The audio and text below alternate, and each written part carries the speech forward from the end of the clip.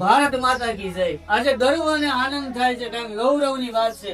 મારા કુટુંબનું ધંધુકિયા પરિવારનું તો ગૌરવ તો ખરું જ, પણ ધંધુકિયા પરિવારનું ગૌરવ ને વાત કરું તો સમસ્ત પ્રજાપતિ સમાજનું ગૌરવ અને સાથે સાથે કહેવાય તો આખા ભારતનું ગૌરવ અને 18 વરણ ગર્વ લઈ શકે ને એવી વાત। કારણ કે મારો ભત્રીજો આજે કૌશલ ઇન્ડિયન આર્મી ની અંદર જોઈનિંગ કર્યું હોય અને ગર્વની વાત એ થાય કે મારા પુરાપુરા બાપા એટલે કે વડાલાની અંદર હરસી બાબાના દર્શન કરવા માટે આવ્યો અને શુભ શરૂઆત કરી રહ્યા હોય। ભારત માતાની સેવા કરવા ભારત માતાનો સપૂત જ્યારે બન્યો હોય ને ત્યારે ખૂબ આનંદ થાય। તો આપણને લખવાનું મન થાય કેવું કે જય હિન્દ જય હિન્દ જય હિન્દ અને ભારત માતા કી જય અને શેર કરવાનું તો મને થાય જ। કારણ કે કોની રક્ષા? ભારત માતાની રક્ષા, આપણા બધાની રક્ષા કરવા જ્યારે આવા ઇન્ડિયન આર્મી જોઈનિંગ થતા હોય ને ત્યારે આપણે અભિનંદન તો આપવા જ જોઈએ। બોલો ભારત માતા કી જય, બોલો હરજી બાબાની જય, બોલો હરજી બાબાની જય।